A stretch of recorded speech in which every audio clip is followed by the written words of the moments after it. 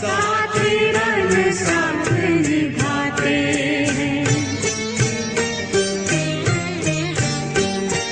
मधुबन के वो दिन रात, मधुबन के वो दिन रात, बाबा तेरी याद दिलाते हैं। तेरी शिक्षा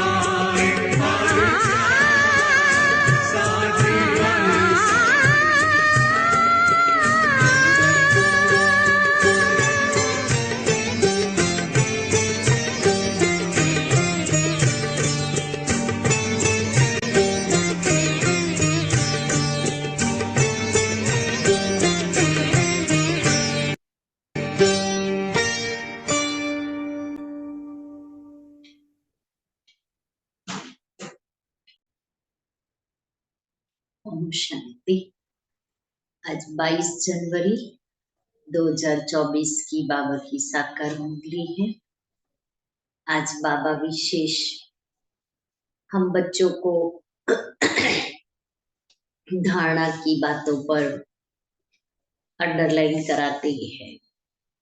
आज बाबा ने कहा कि ऐसा कोई कर्म न हो इंद्रियों से जो हमारे विकर्म हो, इसलिए अपनी मनसा वाचा कर्मणा पर बहुत अटेंशन देना है। अपनी मनसा वाचा कर्मणा को पवित्र बनाना है। दूसरा बाबा ने कहा इतना बाबा को याद करो जो हमारी देह अभिमान रूपी बीमारी आधा कल्प से लगी हुई है, उस बीमारी से हम छूट जाए। तीसरी बात, बुद्धि में यही रखो कि हम अशरीरी आए हैं और हमें अशरीरी बन करके जाना है। यहाँ रखा ही क्या है, तो बाप को याद करना है और अपनी चलन को बहुत अच्छी बनानी है, क्योंकि चलन से ही पता पड़ जाता है कि हम कितना ऊंच पद पाएंगे। चलन से ही पता पड़ता है कि हम कितना बाप के मददगार बनते हैं। इसलिए बार बार आज बाबा ने हम बच्चों को स्वयं को सुधारने के लिए, अशरीरी बनने का अभ्यास करने के लिए कहा हुआ है, क्योंकि बाबा आया ही है हम बच्चों को सुधारने के लिए। तो कोई विकर्म न हो उसका ध्यान रखना है। उसके साथ साथ बाबा आज पूछ रहे हैं कि पत्थर से पारस बनने की युक्ति क्या है, कौन सी बीमारी इसमें विघ्न रूप बनती है। पत्थर से पारस बनने की युक्ति क्या है, कौन सी बीमारी इसमें विघ्न रूप बनती है। उत्तर है पत्थर से पारस बनने के लिए पूरा नारायणी नशा चाहिए। देहाभिमान टूटा हुआ हो। यह देहाभिमान ही कड़ी से कड़ी बीमारी है। जब तक देही अभिमानी नहीं तब तक पारस बन नहीं सकते। पारस बनने वाले ही बाप के मददगार बनते हैं। सर्विस भी तुम्हारी बुद्धि को सोने का बना देगी। इसके लिए पढ़ाई पर पूरा अटेंशन चाहिए। इसलिए बाबा ने नारायणी नशा, देह अभिमान टूटा हुआ हो, सर्विस करने वाले, मददगार बच्चे, पढ़ाई पर अटेंशन रखने वाले बच्चे, मीठे बच्चे, तुम्हें संपूर्ण पावन बनना है। इसलिए कभी किसको दुख नहीं दो। कर्मेंद्रियों से कोई विकर्म न हो। सदा बाप के फरमान पर चलते रहो। ओम शांति। रूहानी बच्चों प्रति रूहानी बाप सावधानी देते हैं कि बच्चे अपने को संगम युगी समझो, क्योंकि हम संगम युग पर बाबा ने हमें अपना बनाया, तो हमारे लिए संगम युग है। सतयुगी तो नहीं समझेंगे, तुम ब्राह्मण ही अपने को संगम युगी समझेंगे और तो सभी अपने को कलयुगी समझेंगे। बहुत फर्क है सतयुग और कलयुग, स्वर्गवासी व नरकवासी। तुम तो न स्वर्गवासी हो न नरकवासी, तुम हो पुरुषोत्तम संगमवासी। इस संगम युग को तुम ब्राह्मण ही जानते हो और कोई नहीं जानते। तुम फल जानते भी हो परंतु भूल जाते हो। अब मनुष्य को कैसे समझाए? वे तो रावण की जंजीरों में फंसे हुए हैं। राम राज्य तो है नहीं। आज दुनिया में कहते राम राज्य आएगा, राम राज्य आएगा, राम का राज्य। आज तो कितना, लेकिन बाबा कहता है ये दुनिया में राम राज्य नहीं आएगा, ये कलयुगी पतित दुनिया है। रावण को जलाते रहते हैं, इससे सिद्ध है कि रावण राज्य है। राम राज्य क्या है और रावण राज्य क्या है, यह भी तुम समझते हो नंबर 1। इसलिए आज सभी को ये संदेश देना है कि हम राम राज्य किसको कह सकते हैं, राम राज्य कब होगा, कब आएगा, क्योंकि दुनिया वालों को तो पता ही नहीं है। इसलिए आज तो बहुत धाम धूम धड़म धड़म करेंगे। अब ऐसे ही राम राज्य आ जाता बिना पुरुषार्थ के, बातें क्या थी।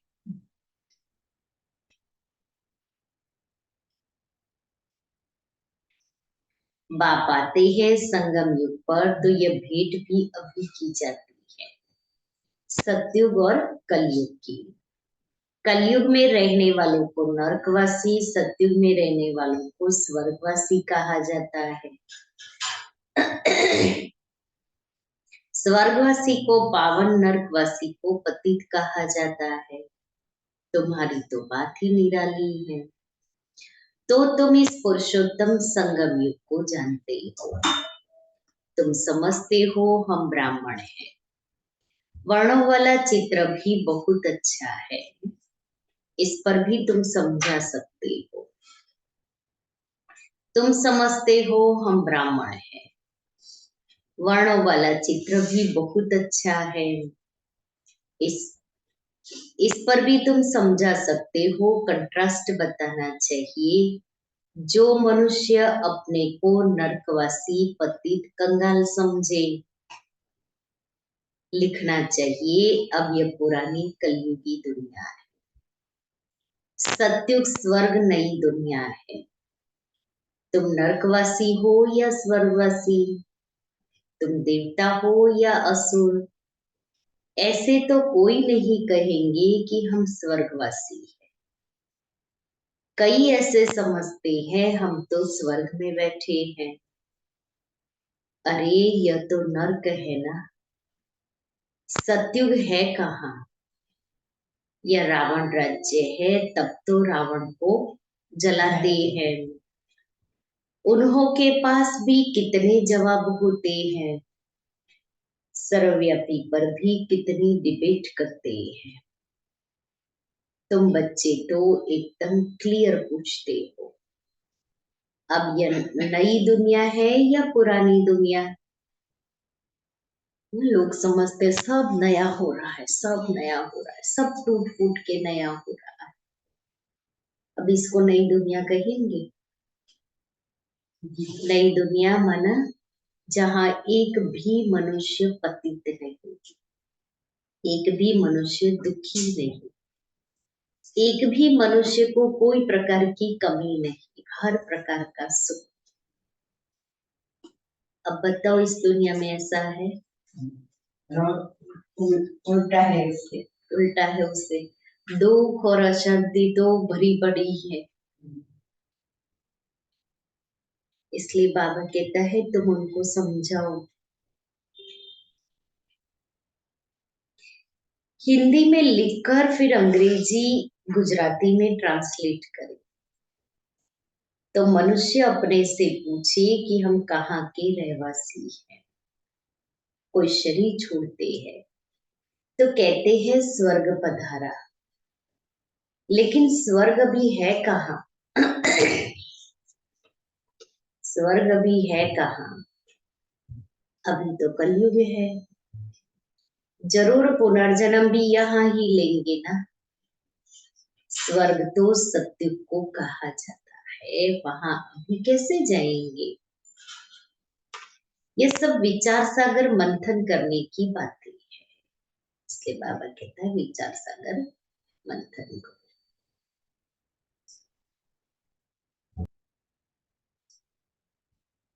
उसमें लिख दो भगवानों वाच, हर एक अपने से पूछे, मैं सत्युगी राम राज्य निवासी हूँ या कलयुगी रावण राज्य का निवासी हूँ। तुम ब्राह्मण हो संगमवासी, तुमको तो कोई जानते ही नहीं। तुम हो सबसे न्यारे, तुम सत्युग कलयुग को यथार्थ जानते हो। तुम ही पूछ सकते हो कि तुम विकारी भ्रष्टाचारी हो या निर्विकारी श्रेष्ठाचारी हो। ये तुम्हारा किताब भी बन सकता है। नई नई बातें निकालनी पड़े ना, जिससे मनुष्य समझे कि ईश्वर सर्वव्यापी नहीं है। तुम्हारी ये लिखत देख आप ही अंदर से पूछेंगे, इसको आर्यनिज तो सब कहेंगे। सत्युगी डीटी राज्य तो इनको कोई कह न सके। यह हेल है या हेवन है। ऐसी फर्स्ट क्लास लिखत लिखो कि मनुष्य अपने को समझ जाए कि हम बरोबर नरकवासी पतित है। हमारे में दैवी गुण तो है नहीं। कलयुग में सत्युगी कोई हो न सके। ऐसे विचार सागर मंथन कर लिखना चाहिए। जो उठे सो अर्जुन। गीता में अर्जुन का नाम दिया है।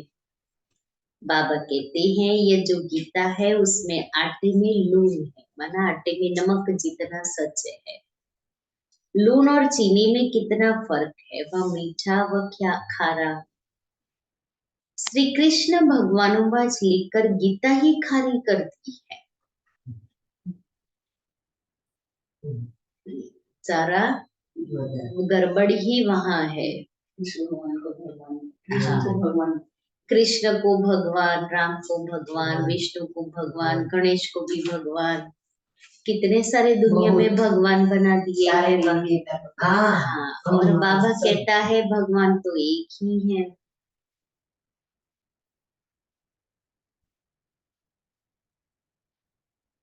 मनुष्य कितना दलदल में फंस पड़ते हैं।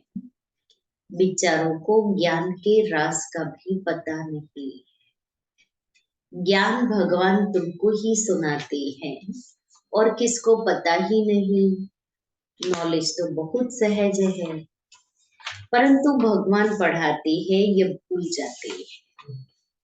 टीचर को ही भूल जाते हैं। नहीं तो स्टूडेंट कभी टीचर को भूलते नहीं है। घड़ी घड़ी कहते हैं बाबा हम आपको भूल जाते हैं। कितना इंसल्ट लगा। बाबा हम आपको भूल जाते हैं, तो ये तो इंसल्ट वाली बात हो गई ना। कोई आपको कहे बार बार कि हम आपको भूल जाते हैं, तो क्या करेंगे?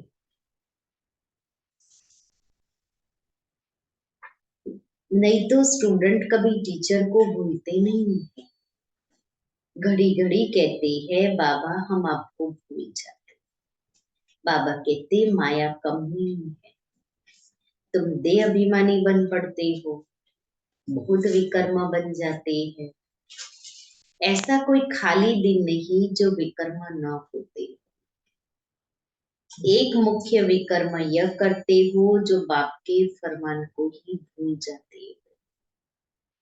बाप फरमान करते हैं मन मना भव, अपने को आत्मा समझो। यह फरमान मानते नहीं है तो जरूर विकर्म ही होगा। बहुत पाप हो जाते हैं। बाप का फरमान बहुत सहज भी है तो बहुत कड़ा है। कितना भी माथा मारे फिर भी भूल जाएंगे, क्योंकि आधा कल्प का भी अभिमान है ना। 5 मिनट भी यथार्थ रीति याद में बैठ नहीं सकते। अगर सारा दिन याद में रहे फिर तो कर्मातीत अवस्था हो जाए। बाप ने समझाया है इसमें मेहनत है। तुम जिस्मानी पढ़ाई तो अच्छी रीति पढ़ते हो, हिस्ट्री ज्योग्राफी पढ़ने की कितनी प्रैक्टिस है, परंतु याद की यात्रा का बिल्कुल ही अभ्यास नहीं।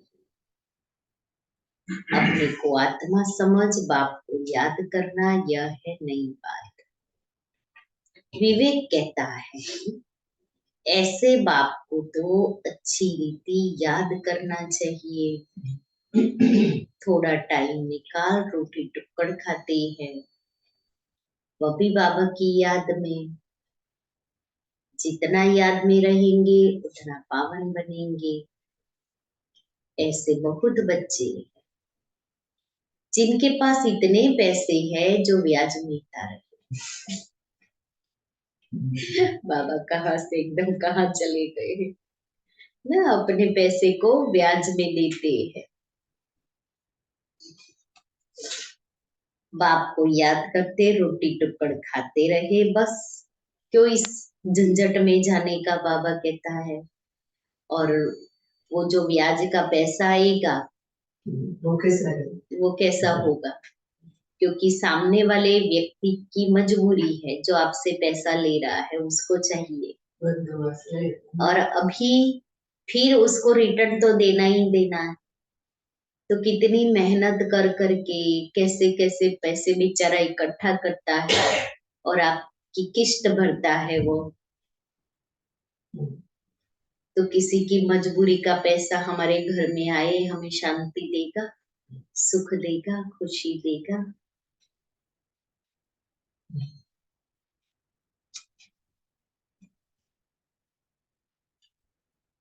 तो बाबा कहता है बाप की याद में रोटी टुक्कड़ खाते रहे बस, परंतु माया याद करने नहीं देती। कल्प पहले जिसने जितना पुरुषार्थ किया है उतना ही करेंगे।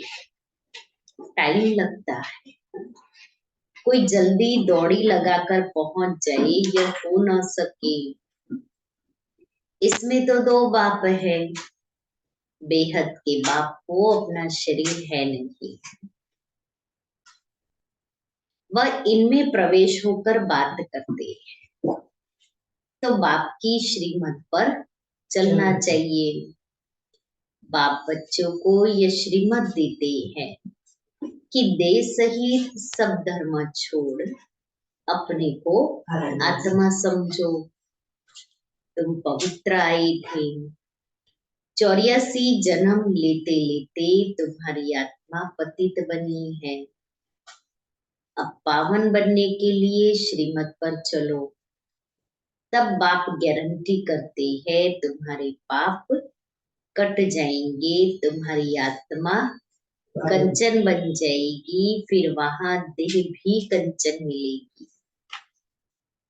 जो इस कुल का होगा वह तुम्हारी बातें सुनकर सोच में पड़ जाएगा, कहेगा तुम्हारी बात तो ठीक है, पावन बनना है तो किसको दुख नहीं देना है। मनसा वाचा कर्मणा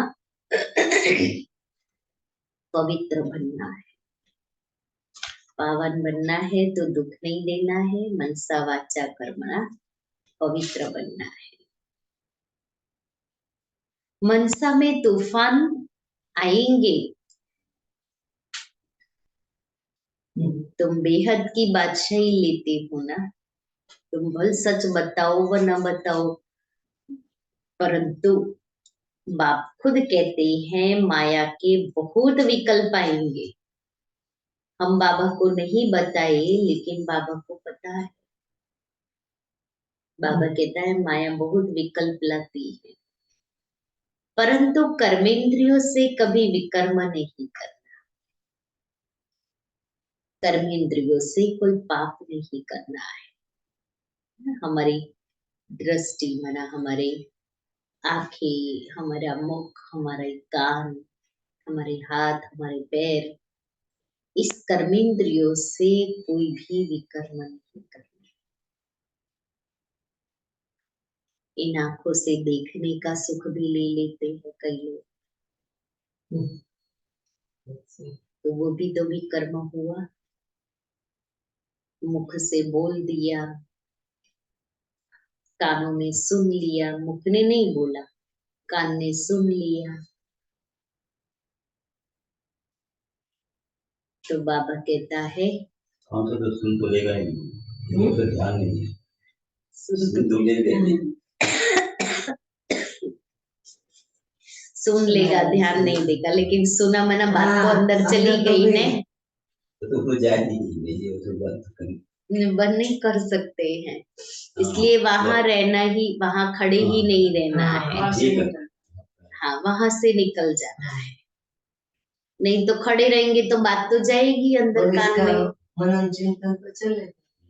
तो ये कंट्रास्ट की बातें अच्छी रीति लिखनी चाहिए। श्री कृष्ण पूरे 84 जन्म लेते हैं और शिव पुनर्जन्म नहीं लेते। वह सर्वगुण संपन्न देवता है। यह तो है ही बाप। तुमने देखा है पांडवों के चित्र कितने बड़े बड़े बनाए। इसका मतलब है कि वह इतनी बड़ी विशाल बुद्धि वाले थे। बुद्धि विशाल थी, लेकिन उन्होंने तो चित्र बनाए, बड़ी चित्र, बड़ी मूर्तियां बना दी है। बुद्धि बड़ी थी, उन्होंने फिर शरीर को बड़ा बना दिया है। तुम्हारी जैसी विशाल बुद्धि और कोई की हो न सके। तुम्हारी है ईश्वरीय बुद्धि। भक्ति में कितने बड़े बड़े चित्र बनाकर पैसे बर्बाद करते हैं। कितने वेद शास्त्र उपनिषद बनाए, कितना खर्चा किया। खर्चा ही है ना, क्योंकि समझ नहीं है।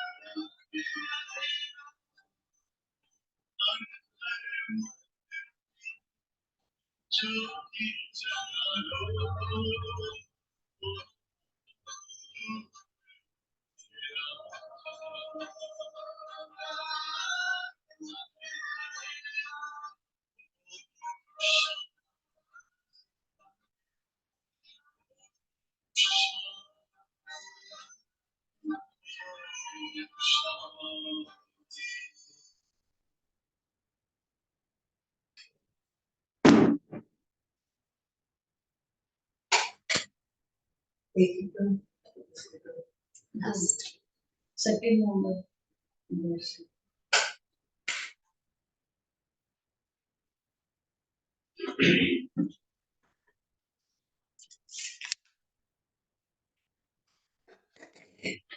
ये बराबर है कि नहीं अलग अलग कर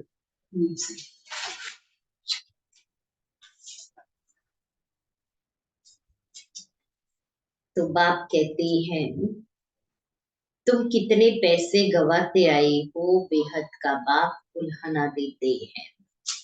तुम फील करते हो बाबा ने बहुत पैसे दिए, राजयोग सिखलाकर राजाओं का राजा बनाया।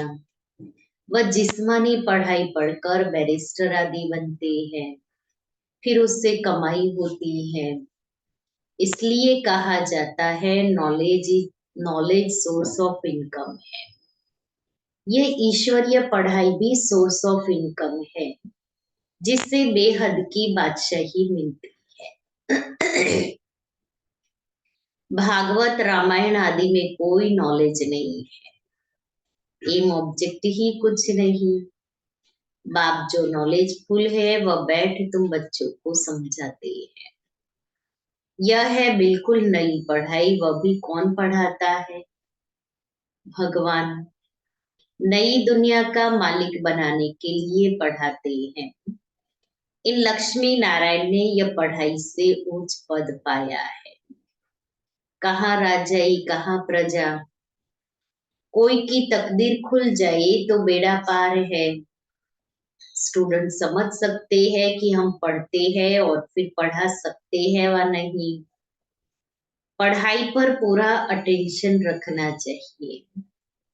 पत्थर बुद्धि होने कारण कुछ भी समझते नहीं। तुमको बनना है सोने की बुद्धि, वह उन्हों की बनेगी जो सर्विस में रहेंगे। मैच पर भी किसको समझा सकते हो? बेहद के बाप से बेहद का वर्षा लो। भारत स्वर्ग था ना, कल की बात है। कहाँ 5000 वर्ष की बात, कहाँ लाखों वर्ष की बात, कितना फर्क है। तुम समझाते हो तो भी समझते नहीं, जैसे बिल्कुल ही पत्थर बुद्धि है। ये बैज ही तुम्हारे लिए जैसे गीता है, इसमें सारी पढ़ाई है। मनुष्यों को तो भक्ति मार्ग की गीता ही याद रहती है। अभी तुम जो बाप द्वारा गीता सुनते हो, उससे तुम 21 जन्म के लिए सदगति को पाते हो। शुरू शुरू में तुमने ही गीता पढ़ी है। भक्ति मार्ग में पूजा भी तुमने ही शुरू की है।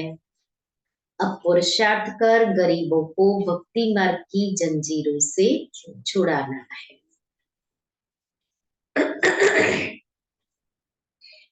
कोई ना कोई को समझाते रहो, उसमें से एक दो निकलेंगे। अगर 5-6 इकट्ठे आते हैं तो कोशिश कर अलग अलग फॉर्म भराए, अलग अलग समझाना चाहिए। नहीं तो उन्हों में एक भी ऐसा होगा तो औरों को खराब कर देगा। फॉर्म तो जरूर अलग भराओ। एक दो का देखे भी नहीं तो वह समझ सकेंगे। यह सब युक्तियां चाहिए, तब तुम सक्सेसफुल होते जाएंगे। बाप भी व्यापारी है। जो होशियार होंगे वह अच्छा व्यापार करेंगे। बाप कितना फायदे में ले जाते। जो इकट्ठा आए तो बोलो फॉर्म अलग अलग भरना है। अगर सब रिलीजियस माइंड हो तो इकट्ठा बिठाकर पूछना चाहिए, गीता पढ़ी है, देवताओं को मानते हो, बाबा ने कहा है भक्तों को ही सुनाना है। हमारे भक्त और देवताओं के भक्त वह जल्दी ही समझेंगे। पत्थर को पारस बनाना कोई मासी का घर नहीं है। देहाभिमान कड़े थे कड़ी बहुत गंदी बीमारी है। जब तक देहाभिमान नहीं टूटा है तब तक सुधरना बड़ा मुश्किल है। इसमें तो पूरा नारायणी नशा चाहिए। हम अशरीरी आए, अशरीरी बनकर जाना है। यहाँ क्या रखा है? बाप ने कहा है मुझे याद करो। इसमें ही मेहनत है, बड़ी मंजिल है। चलन से मालूम पड़ता है ये अच्छे मददगार बनेंगे कल्प पहले में सब।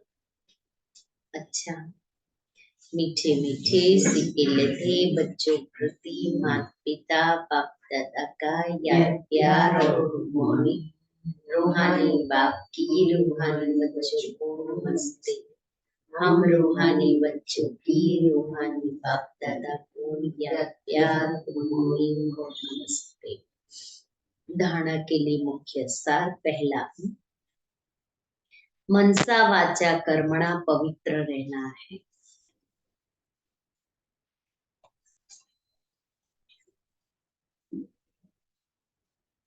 कर्मेंद्रियों से कोई विकर्म न हो।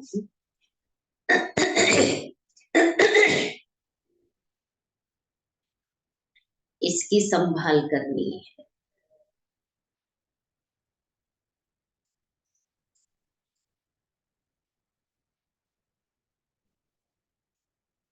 आत्मा को कंचन बनाने के लिए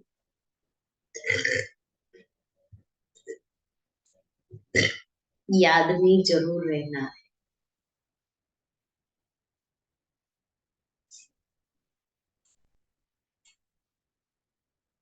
दूसरा है देहाभिमान की कड़ी बीमारी से छूटने के लिए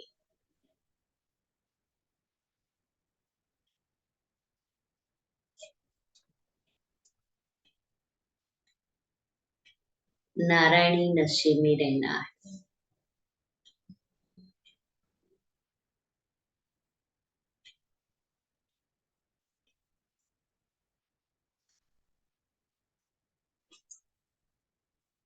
अभ्यास करो, हम शरीरी आए थे,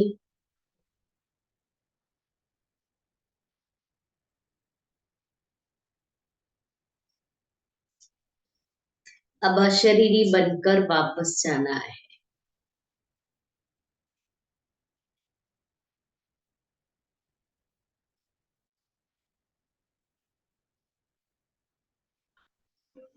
वरदान, योग करने और कराने की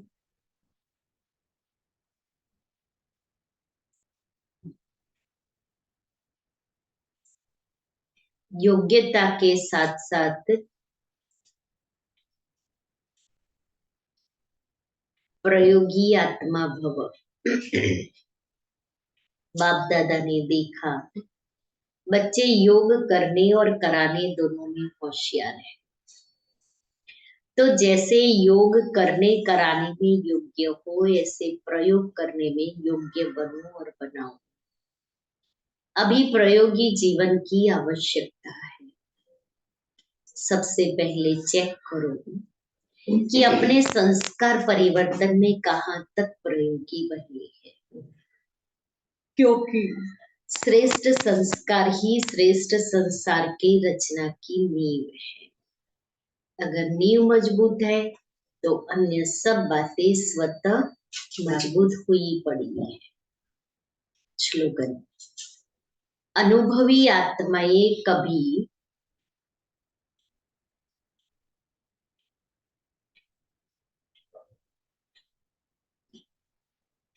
वायुमंडल व संग के रंग में नहीं आ सकती।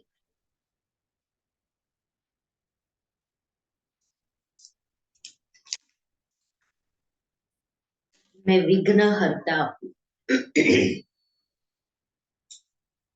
सदा खुशी के झूलने सदा खुशी में झूलने वाले, सर्व के विघ्नहर्ता व सर्व की मुश्किल को सहज करने वाले तब बनेंगे जब संकल्पों में दृढ़ता होगी और स्थिति में डबल लाइट होगी। मेरा कुछ नहीं, सब कुछ बाप का है। जब बोझ अपने ऊपर रखते हो तब सब प्रकार के विघ्न आते हैं। मेरा नहीं तो निर्विघ्न।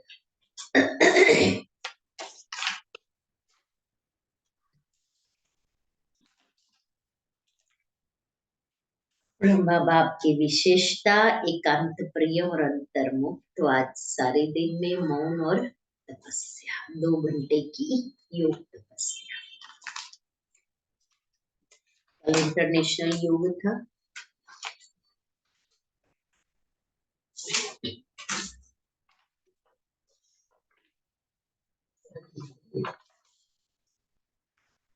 शादियों में शादियाँ चालू हो गई। हाँ शादियाँ चालू हो गई। शादियों की शादी।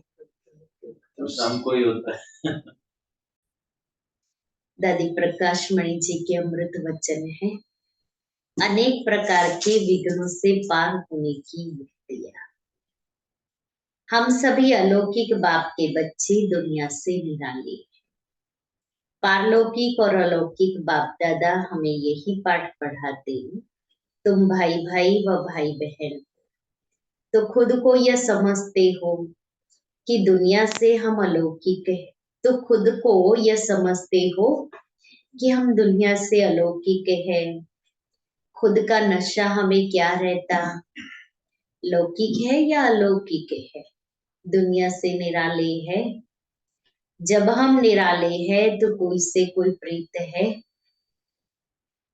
निराले है तो दुनिया से कोई प्रीत है, आकर्षण है।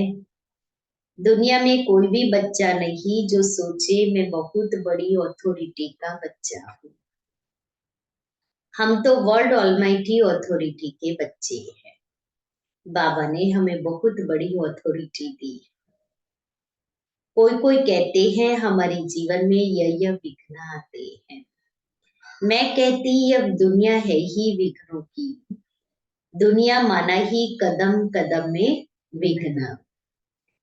जहां चलो वहां विघ्न ही विघ्न है ही कांटों का जंगल। तो जहां चलेंगे वहां कांटा ही लगेगा। कोई कहते यह बड़े सहयोगी है, भल सहयोगी है, लेकिन बाबा को नहीं जानते। तो वह सहयोग देते भी कई रूप से विघ्न रूप बनते हैं।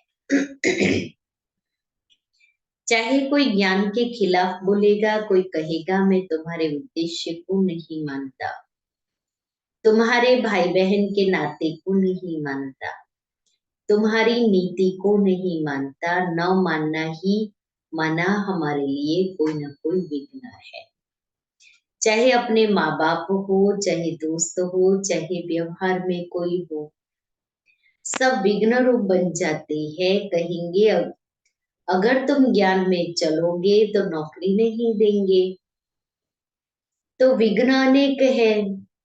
अगर मैं सोचती रहूं विघ्न आया मैं क्या करूं, कईयों के दिल में आता है कि क्या ज्ञान लिया और ही मुसीबत आई। तो ज्ञान में नहीं थे ना, उसके पहले तो सब कुछ अच्छा चल रहा था।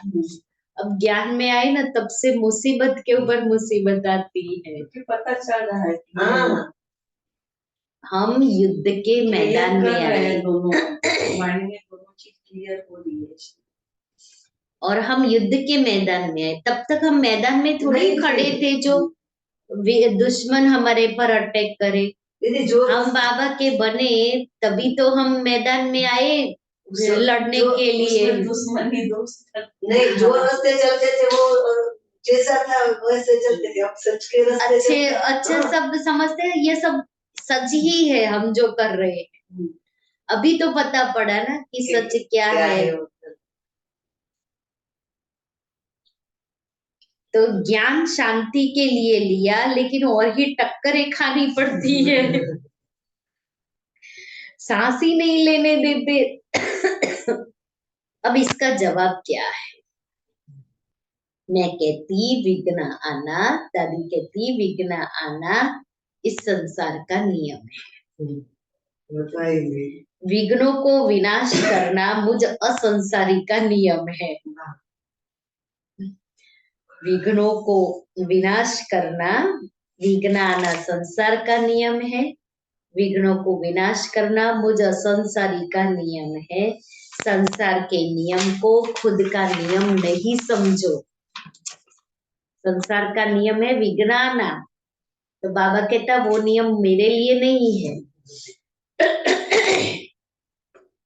संसार की रीति है टक्कर देना, विघ्न डालना, ग्लानि करना, गाली देना, विरोध करना, वैरी बनना। लेकिन हमें संसार की रीति को, संसार के नियम को खुद का नियम नहीं समझना। आजकल कहते हैं ये सब लोग तो ऐसे ही चलते हैं, तो हम भी चले तो कौन सी बड़ी बात हो गई। वो गलत करके भी बहुत खुश है, अच्छा रह रहा है, तो फिर मैं भी तो वही रास्ता अपनाऊंगी। दादी कहती है ये मेरे लिए नहीं, मैं तो असंसारी हूँ क्योंकि मैं अलौकिक बच्ची हूँ।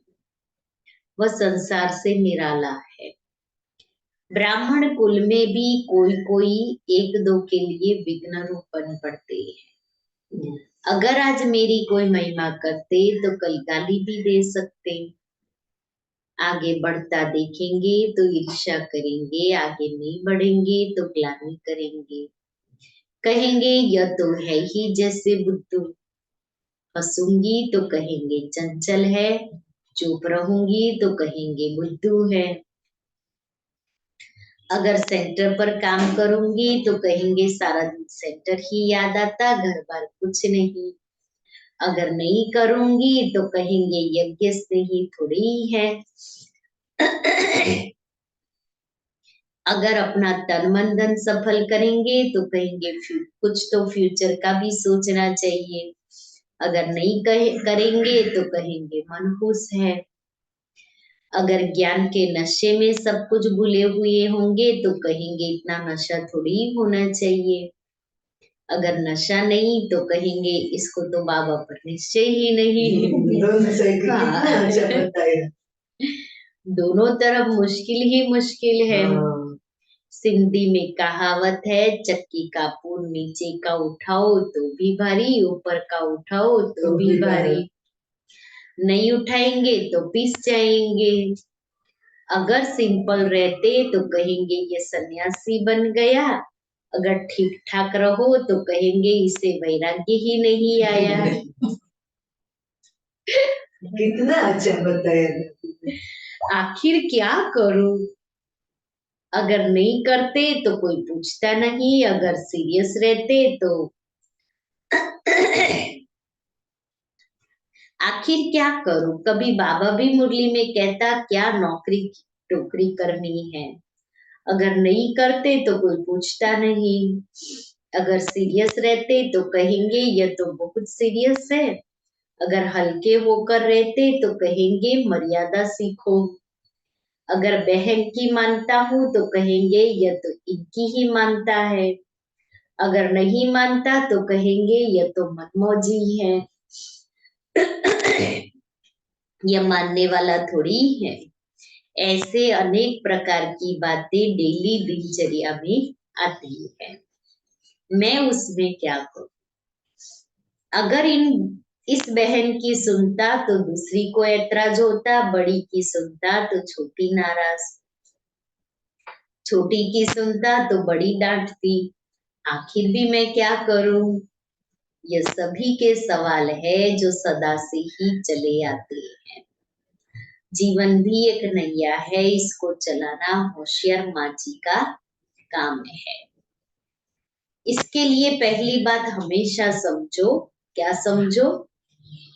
सभी आंखें खोलकर जवाब दे, क्या समझो?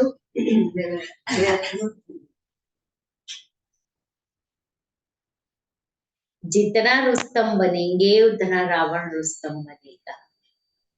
कुदृष्टि लाई। रावण क्या क्या करता, आप उसकी 100 बातें लिखो। कभी कुदृष्टि लाएगा, कभी संस्कारों की टक्कर में लाएगा, कभी ईर्ष्या में, कभी मेरेपन में, कभी जोश में। उसकी 100 बातें कम से कम है, लेकिन हमें उससे 100% जीतना है।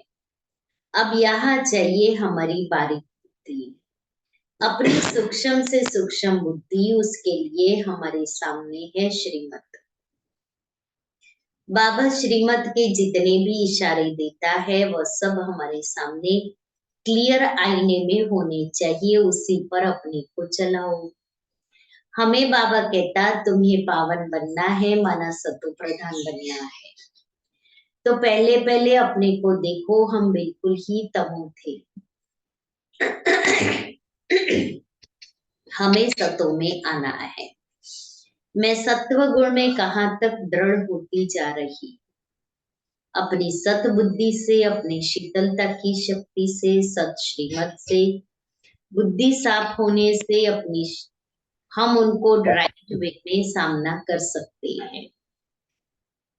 अगर मेरी सत्व गुण की स्थिति नहीं है तो मेरी बुद्धि की लाइन क्लियर नहीं है।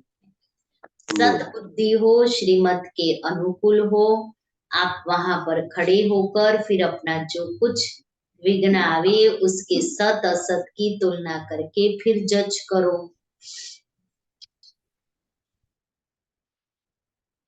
उस सत्व गुण में रहने से जो कभी बुद्धि में रजो तमो के अवगुण आते हैं वह पहले पीछे हटे, फिर जो स्वयं के संस्कार बहुत मेहनत कराते हैं वह भी ठंडे हो जाएंगे। इसलिए बाबा ने हमें लक्ष्य दिया है, हम सो देवता हूँ। तो सवेरे से रात तक देखो, मैं अपने को देवताई लाइन में लिए जा रहा हूँ। देवतापन की क्वालिफिकेशन इमर्ज होती जाती है। देवता माना ही सत्व गुण। सत्व गुण आते हैं श्रीमत से। पहले तो अपने को शीतल करो।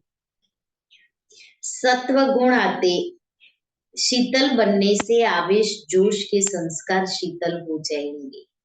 फिर नशा रखो, हम किस अथॉरिटी के बच्चे हैं।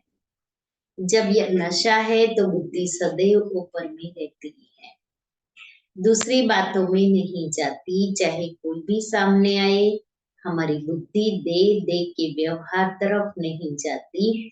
अपने को सदैव वेरी वेरी लकी समझो। वेरी लकी समझने से विघ्न सहज ही विनाश हो जाएंगे। पता नहीं मेरी तकदीर में क्या है, ऐसा संकल्प उठना माना संशय। मालूम नहीं चल सकूंगा या नहीं, जाता हूँ ब्राह्मण परिवार में तो यह टक्कर खाता, दुनिया में जाता तो यह विघ्न आते। आखिर क्या करूं, यह संकल्प भी संशय की निशानी है। मैं वेरी लकी हूँ। लकी उनको माना जाता जिसे दुनिया की अनेक ठोकरें आती। पत्थर भी पूजनीय तभी बनता जब पानी की अनेक चोटें खाता। इसलिए कभी किन्हीं बातों से थको नहीं। मैं हमेशा समझती कि पेपर आना माना मुझे लकी बनना, विघ्न आना माना भाग्यवान बनाना। अगर पेपर ही नहीं दिया तो मुझे विजयी कौन मानेगा। 1000 पेपर आए तो भी मैं 100% पास रहूं। हर एक अपना अपना पेपर ले, पढ़ाई ही मेरा पेपर है। सारा ब्राह्मण कुल मेरा मास्टर है। कोई भी मेरे सामने आता तो बुद्धि में यही रहता कि यह मेरे से कितनी रूहानियत भरकर जाएगा। जितना उसको आत्मिक शक्ति मिलेगी, बल मिलेगा, उतना ही मुझे मार्क्स मिलेगी। अच्छा,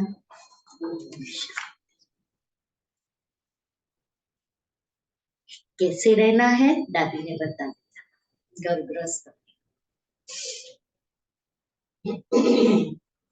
और 26 तारीख सुबह 10 से 12 और शाम को 5 से 7:30 योग बच्ची करेंगे हम। इसलिए सभी उस अनुसार अपना अपना प्रोग्राम सेट करना। शुक्रवार है।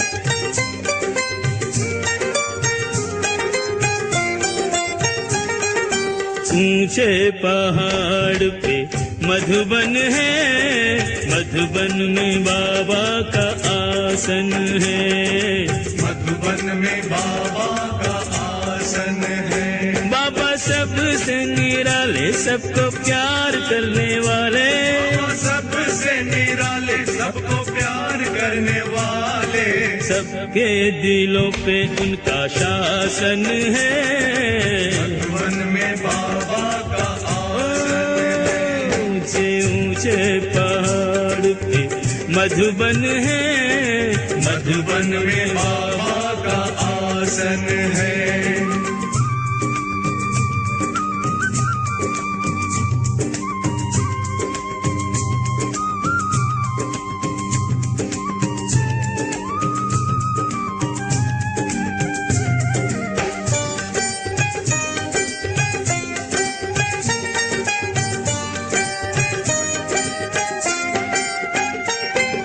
संदली पे बैठ बाबा मुरली सुनाते, मुरली सुना के बाबा सबको बुलाते। ज्ञान की गंगा योग की यमुना मधुबन में दिन रात बहाते। उनका आश्रम प्यारा प्यारा अपने हाथों से संवारा, आश्रम प्यारा प्यारा अपने हाथों से संवारा। शांत मनोहर है पावन है, वन में बाबा का आसन है। ऊंचे ऊंचे पहाड़ पे मधुबन है, मधुबन में बाबा का आसन है।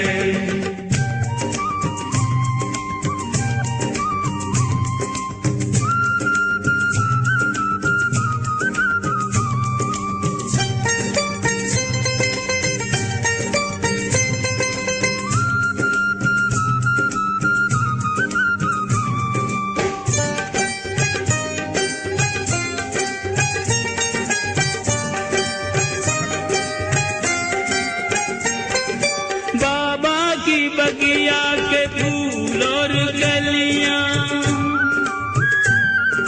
खुशबू के प्याले हैं मिस्री की डलियां।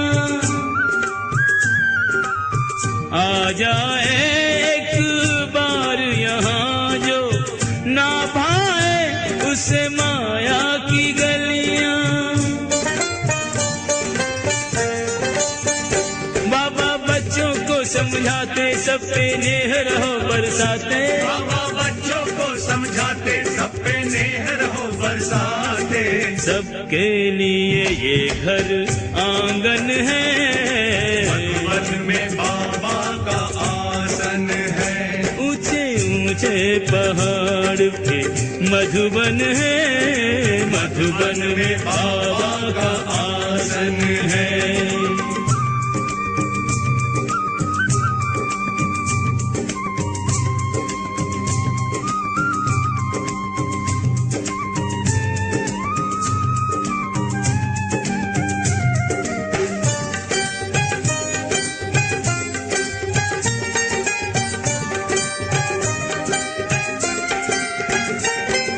मुखड़े पे सबके है सच की ज्योति,